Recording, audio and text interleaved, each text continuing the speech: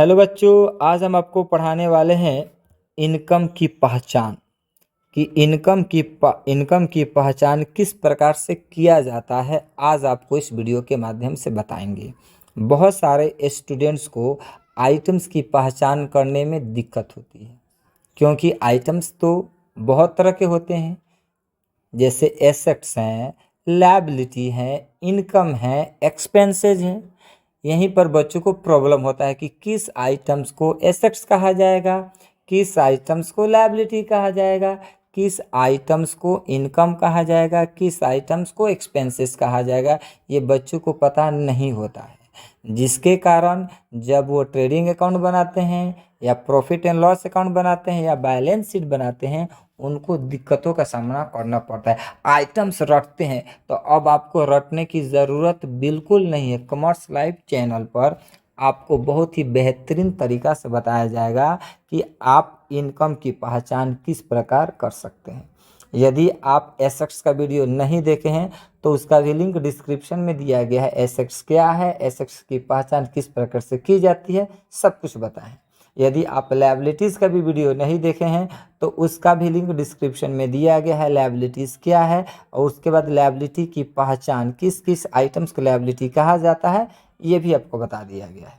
आज के वीडियो में हम इनकम की पहचान के बारे में डिस्कस करेंगे कि किस किस आइटम्स को इनकम कहा जाएगा। बात आपको समझ में आ रहा है? तो चलिए फटाफट हम लोग क्वेश्चन की तरफ बढ़ते हैं। टॉपिक है आपका इनकम की पहचान, मतलब आइडेंटिफाई ऑफ इनकम। देखिए, पहला टॉपिक आ गया है। पहला टॉपिक में लिखा हुआ है रिसीव्ड से संबंधित आइटम्स इनकम होते हैं। किससे संबंधित आइटम होते हैं मेरे प्यारे स्टूडेंट? रिसीव। किसी भी आइटम्स के साथ रिसीव जुड़ जाता है तो वो इनकम कहलाएगा। जैसे हम आपसे पूछते हैं, ये रेंट वर्ड है, रेंट क्या है? तो याद रख लीजिए मेरे प्यारे स्टूडेंट, रेंट एक्सपेंसेज होता है। रेंट क्या होता है? एक्सपेंसेज होता है, याद रख लीजिए। अगर हम लिख देते हैं रेंट, रेंट रिसीव, यदि हम रेंट रिसीव लिखते हैं तो यह रेंट रिसीव आपके लिए इनकम होगा। बात समझ में आ गया? यदि हम लिख देते हैं सैलरी,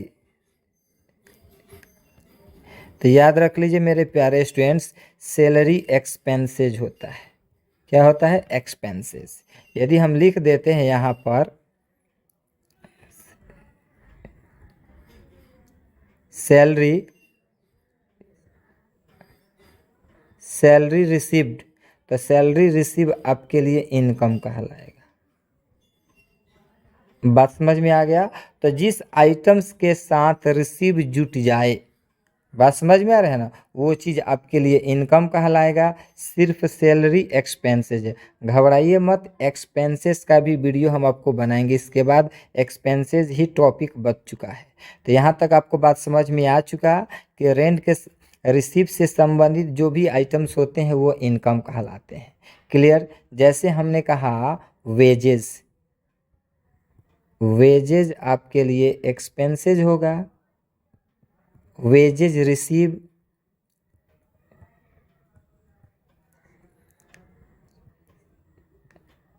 वेजेज रिसीव आपके लिए क्या होगा?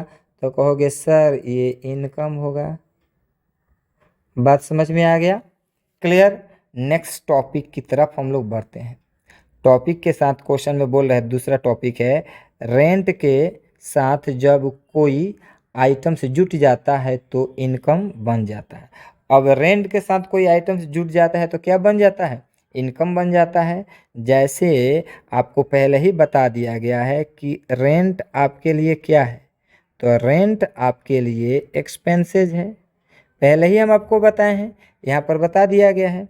अब हम लिख देते हैं कि यहाँ पर लिख देते हैं रूम रेंट, तो इसके साथ क्या जुट गया? रूम जुट गया। तो अगर हम बोलेंगे रूम रेंट क्या है, तो आप कहोगे कि सर रूम रेंट इनकम है। क्लियर? रेंट एक्सपेंसेज है। अगर हम बोल देते हैं रेंट ऑफ फॉल क्या है? तो आप कहोगे सर रेंट तो आपके लिए एक्सपेंसेज है, लेकिन रेंट के साथ क्या जुट गया? हॉल। तो रेंट ऑफ हॉल क्या है? तो रेंट ऑफ हॉल आपके लिए इनकम है। बात समझ में आ गया? फिर अगर हम बोलते हैं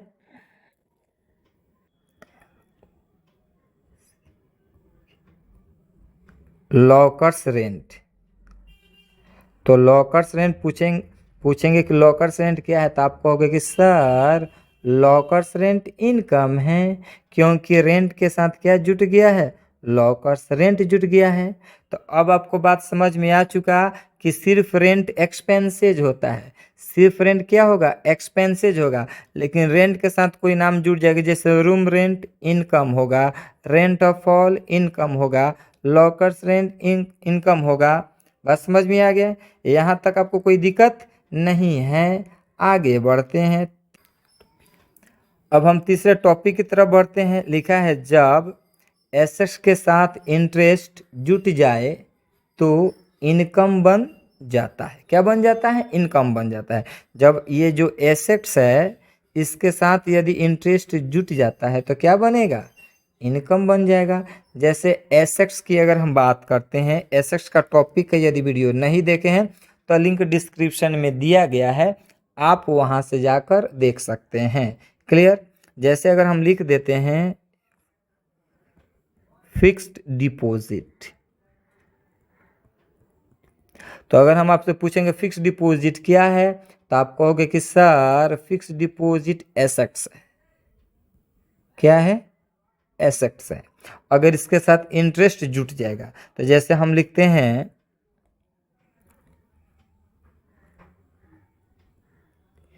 इंटरेस्ट ऑन फिक्स्ड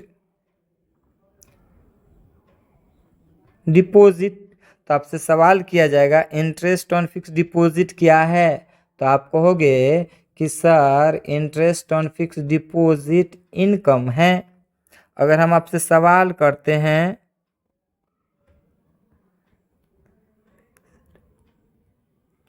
कि इन्वेस्टमेंट क्या है, तो आप कहोगे कि सर इन्वेस्टमेंट एसेट्स है। क्लियर? इन्वेस्टमेंट एसेट्स होता है।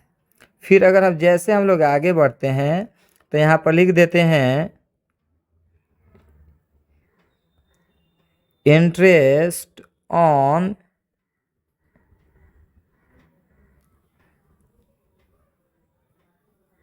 Interest on investment. यदि आपसे सवाल किया जाता है कि इंटरेस्ट ऑन इन्वेस्टमेंट क्या है, तो आप बताओगे कि sir interest on investment income है। क्या है आपके लिए? तो इनकम है।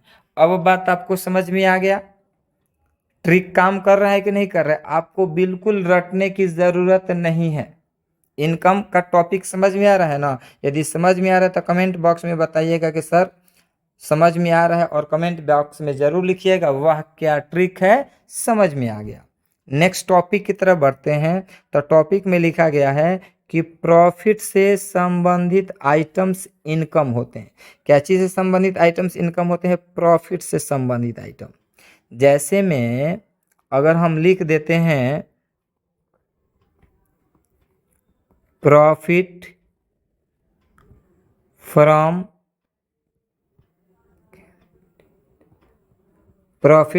कैंटीन, तो आपसे पूछा जाएगा प्रॉफिट फ्रॉम कैंटीन क्या है, तो आप कहोगे कि sir profit from canteen income है। क्लियर? जैसे फिर एक हम लिखते हैं आपका दूसरा पॉइंट, प्रॉफिट फ्रॉम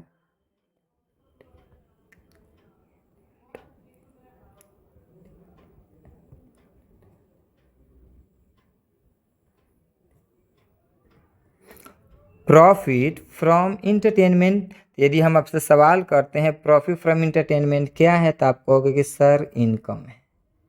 ये क्या है? इनकम है। तो अब बात समझ में आपको आ रहा है कि प्रॉफिट से संबंधित आइटम्स आपके लिए क्या होगा? प्रॉफिट से संबंधित आइटम्स आपके लिए इनकम होगा। बात समझ में आ गया? आगे बढ़ते हैं। अब लास्ट टॉपिक आपको थोड़ा सा याद रखना होगा। यदि हम आपसे सवाल करते हैं सब्सक्रिप्शन क्या है, सब्सक्रिप्शन का मतलब बाबू होता है चंदा, तो सब्सक्रिप्शन आपके लिए इनकम है। यदि हम आपसे सवाल करते हैं डोनेशन, डोनेशन का मतलब होता है दान, तो डोनेशन भी आपके लिए इनकम है। सेल्स, सेल्स का मतलब होता है बेचना, कुछ भी आप बेचोगे तो इनकम होगा। इंटरेस्ट का मतलब होता है ब्याज, दिया भी जाता है और ब्याज लिया भी जाता है, यानी इंटरेस्ट पे भी कर सकते हैं, इंटरेस्ट रिसीव भी कर सकते हैं, तो इंटरेस्ट आपके लिए इनकम है। कमीशन भी आपके लिए इनकम है। इंटरेस्ट ऑन इन्वेस्टमेंट पहले भी बताए थे, इंटरेस्ट ऑन इन्वेस्टमेंट इनकम है। क्लियर, ये सब आइटम्स इनकम होते हैं। बात समझ में आ गया? मतलब सब्सक्रिप्शन भी इनकम होता है, डोनेशन भी इनकम होता है, सेल्स भी इनकम होता है, इंटरेस्ट भी इनकम होता है, कमीशन भी इनकम होता है, इंटरेस्ट ऑन इन्वेस्टमेंट, ये सब आइटम्स क्या होते हैं? इनकम होते हैं। अब बात आपको समझ में आ चुका है कि किस किस आइटम्स को इनकम कहा जाता है। यहाँ तक कोई दिक्कत आपको नहीं है।